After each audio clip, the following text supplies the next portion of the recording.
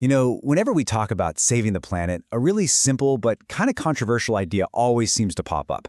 Are there just too many of us?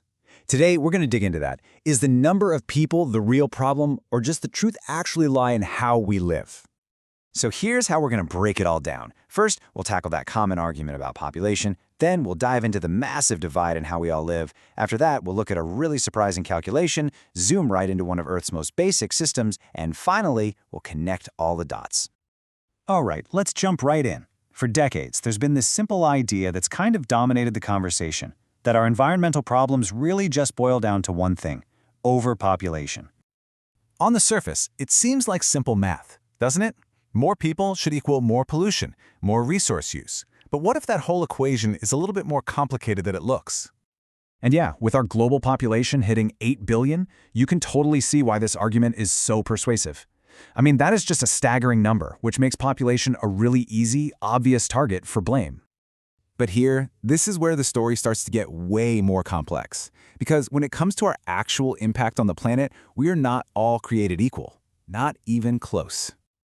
To really get this, we have to talk about something called the carbon footprint. Basically, it's just a way of measuring how much carbon dioxide our everyday lives produce. And the thing is, it varies wildly, like hugely from person to person and from country to country. And this realization has led some scientists to a pretty startling conclusion. We've been fixated on the wrong over. The real problem, they argue, isn't overpopulation at all. It's overconsumption. This perspective from a shopper in New Delhi really just hits home, doesn't it? It highlights the human side of all this.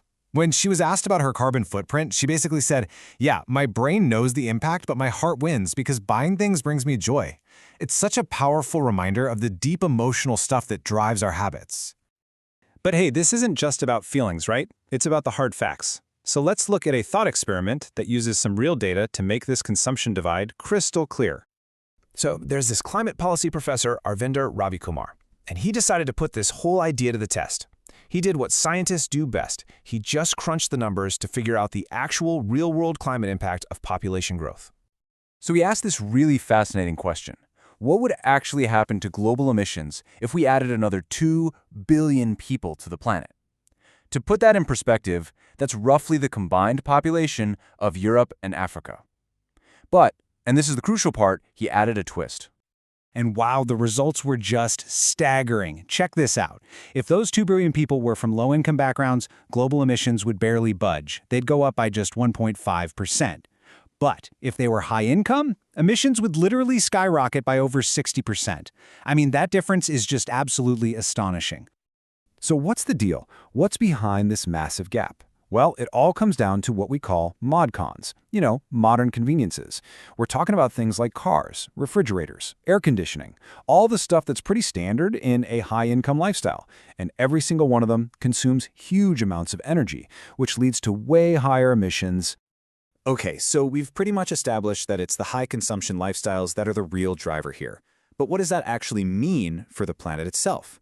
To see the direct impact, let's zoom in on one of Earth's most fundamental systems, the water cycle. I mean, think about it. For billions of years, this incredible natural engine has been powering our planet. It's this continuous loop that recycles and moves every single drop of water around the Earth, making all life as we know it possible. It's a beautiful, simple process, really. It all starts with the sun's energy heating up water, causing evaporation, right? Turning it into vapor. Then that vapor cools down and condenses, forming clouds. And eventually, when those clouds get too heavy, we get precipitation, rain, snow, you name it. And the whole system is even more intricate than that. You've got plants releasing water vapor in a process called transpiration, which is how huge forests can literally create their own rain. And in really cold places, snow can turn directly into vapor through something called sublimation. It's just this beautifully interconnected machine. And like any finely tuned machine, it's vulnerable. Okay, so now for the big finale. Let's connect all the dots. How do our modern, high-consumption lifestyles, the ones fueled by all those mod cons, directly mess with this ancient, elegant cycle? Well, it's pretty direct. The immense amount of energy we need to power our cars, cool our homes, and run our factories, all of that generates carbon emissions. And those emissions are basically rewriting our planet's fundamental operating instructions. It's throwing systems like the water cycle completely out of balance, and that leads to the crazy extreme weather we're all seeing now. And what this does is it completely reframes that original problem. The data is telling us that the most useful question isn't, are there too many people? It's, how can we change our collective habits and redesign our systems to dramatically lessen our impact? It's a total shift in focus. So, after looking at all the science and all the data, the conclusion is actually pretty clear. The whole population question, it's not really about numbers, it's about our habits. And maybe the real challenge, the real question we need to ask ourselves is this: what truly makes us happy? And how can we build a world where our happiness doesn't have to cost the Earth?